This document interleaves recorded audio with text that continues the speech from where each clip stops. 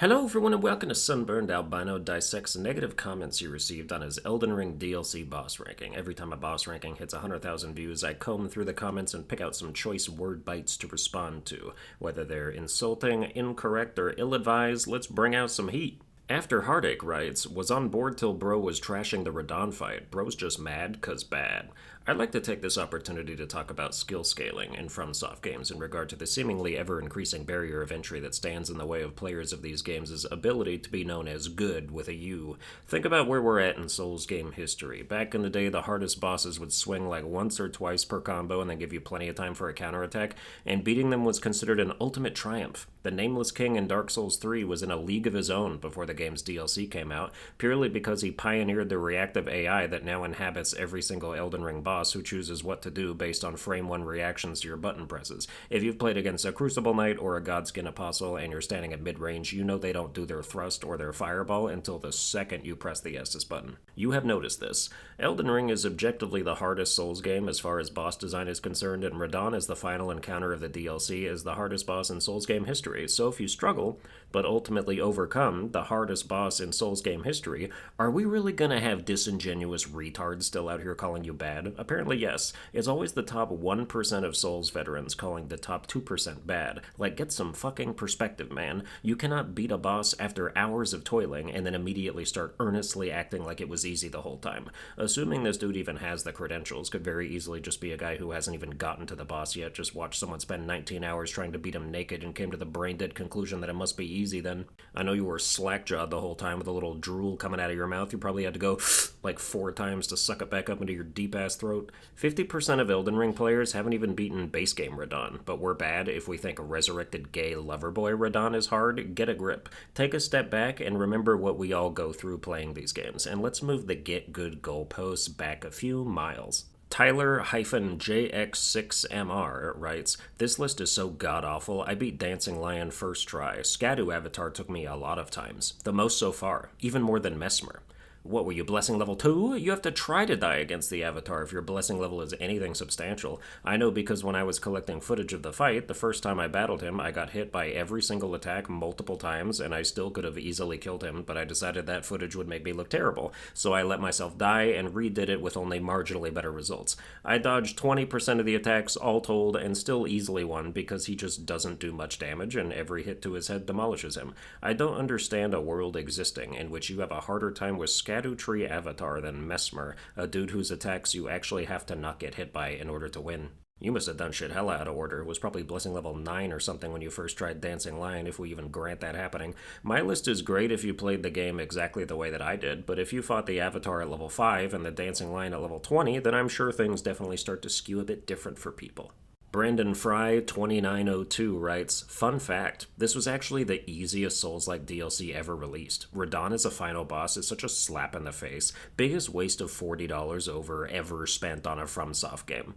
There's always that one fucking guy. There's always a comment like this in every Souls boss ranking I've ever done. It's always the same grandstanding, pathological liar type of dumbass who has to embellish and exaggerate like his life depends on it, coming out here trying to convince us the sky is pink. This is the easiest Souls-like DLC ever released. Shut your bitch ass up. There's no point in even engaging with this. Dude is looking at the world upside down like this isn't a 6, it's a 9, you idiot. That said, calling the DLC a waste of $40 is not that hot of a take. $40 for 25 to 30 hours of exploration when the base game has 90 to 100 for 60 is a worse price to content ratio.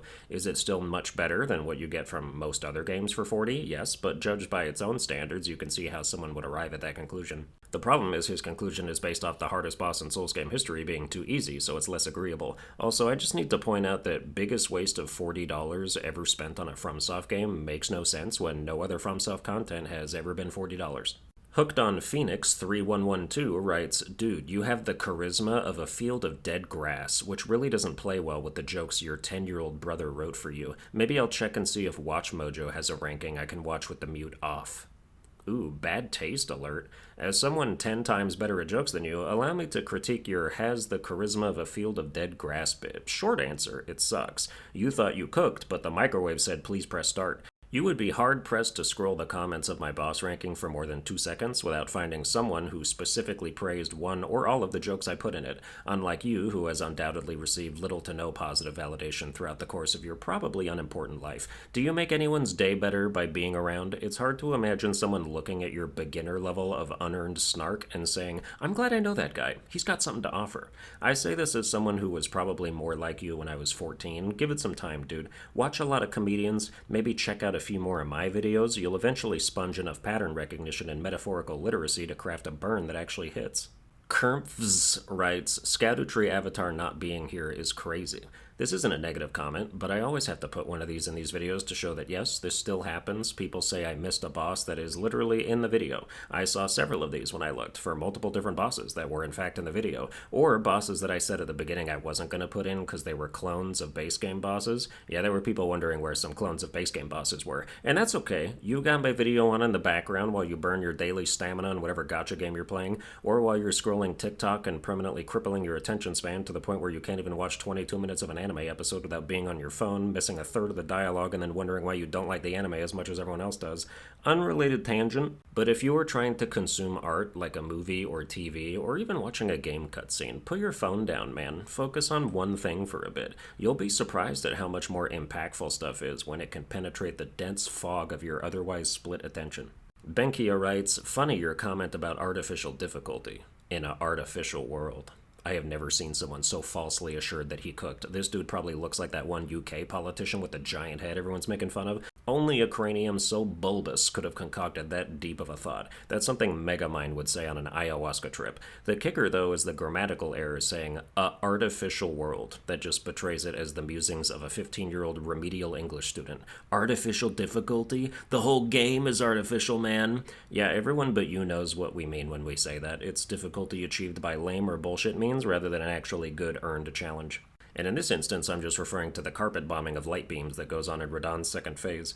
All the other attacks are okay in and of themselves, but having that as a constant presence that often ruins dodge attempts and causes stun-locked deaths is horseshit. Another example of artificial difficulty would be like if they took a boss and just gave it twice the HP for no reason. It's a term popularized by the discussion of difficulty settings in games where hard mode is just normal mode but enemies deal more damage and take less, rather than creating more interesting challenges. Perez010104 writes, never rank again, thumbs up emoji. Come on, you gotta give me at least a little context to work with so I can roast you effectively, otherwise I have to make shit up. Never rank again. Oh yeah, this coming from the guy who wrote a book about touching his sister and then gaslighting her into a mental institution after nobody believed her, and yet somehow even now when the book has been published for over a year, there have been no consequences. Perez just gets to keep enjoying life as a retired NYPD detective whose immediate family can't even reconcile the new information because they all died of COVID in 2020. Your sister's funeral was emptier than an unpopular kid's birthday party because her brother was a psychopathic sadist, and you're gonna tell me to never rank again with a thumbs up emoji after how you've chosen to live your life? Truly insane behavior.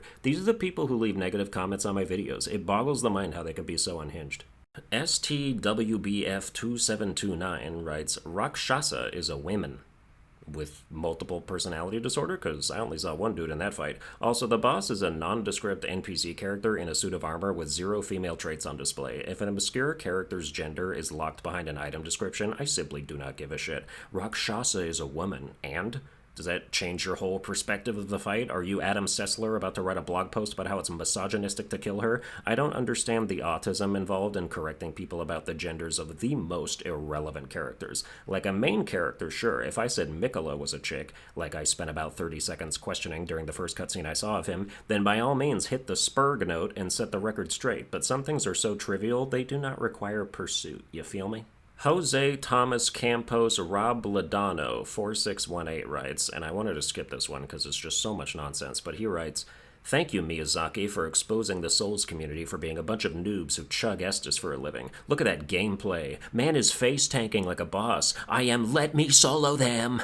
On both reloading a save and on PvE summon, I have mastered Radahn Prime, and with any weapon. Radahn / Mikola are Walmart Gale. Gale thought smart rolling because of the cape. They do the same because of the blessed lasers. By mastering positioning, this boss is nothing special and a fun dance, just not the best dance compared to the best bosses in the series, and neither would I call it the hardest enemy in the series. And here is the funny part. I am Let Me Solo Them, and I have carried many, yet the noob community can't dodge even the AoEs. They either die by blessed explosions of slam attacks or by the meteor attack at 1/4 HP.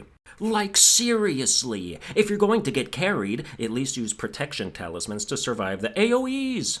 Alright, that's a lot to cringe at, but we must get through it together. Firstly, can you pick a name and stick with it? Jose, Thomas, Campos, Roblet, This dude is like 5 driver's licenses blended together. How many Mexican dads do you have? The chugging Estes for a living is actually pretty good. Hooked on Phoenix could learn something from this guy, too. Look at that gameplay. Man is face tanking like a boss. I mean, yeah, in the easier fights that I beat first try before I had the chance to learn any of the moves, that's kind of how it goes. I can beat Radahn's first phase hitless, aside from that 3-hit combo he does that I couldn't seem to figure out how to roll through, which is what happens when a boss is hard enough that you actually have time to practice it. The Let Me Solo Her guy rebranded to Let Me Solo Him for Radahn, so this dude is just a copycat with about 150 times the ego. Half the comment is just complaining about noobs and co-op, and I never do co-op, so I don't know why you're trying to relate it to my gameplay. But yes, generally people who summon randos to help them with bosses do so because they haven't mastered the boss, or they wouldn't need to, which is why it makes no sense for you to complain about a job you have willingly taken on knowing full well what it entails. Bro said, "It is my destiny to become the savior of the Souls community." Also, fuck the Souls community, I fucking hate saving you. Okay, go do something else. No government appointed you. You can simply not immerse yourself in a self-written prophecy you despise. Also, I bet every 3rd or 4th try you get hit by the Radahn grab in the 2nd phase, and it's really embarrassing for you. The host is probably like, this guy wants to solo them? More like he wants to get fucked by them, and we know Mikola is happy to oblige that. Ooga Booga 4636 writes, "Fuck man, you really hate life, huh? Considering how much complaining and random unfunny attempts at edgy humor you spout, maybe just don't upload YouTube videos. Baffling how many subs you have with your god-awful attitude. Your name is Ooga Booga. Tell me more about how I'm not funny. Should I draw the jokes in pictures on the wall of a cave so you can understand them? Maybe just don't upload YouTube videos. Also, it's baffling how many subs you have. Crazy joint statement right there. Maybe you shouldn't do the thing that I have just acknowledged you are successful at. Fucking dope." This comment was edited too, and that idea passed the final cut. How are dozens of created jokes indicative of the fact that I hate life? I am literally out here bringing joy to the viewers who like my videos by pulling humor out of thin air, and my attitude is my patented style that is well received by people who don't need the guy to smile and giggle after everything he says, or scream and do editing sound effects to understand that a joke has taken place. But that's going to do it for this dissection. I hope you enjoyed it. If you did, you can like, share, and subscribe. Watch all my other videos while wondering how I have any subs, and I'll see you guys next time.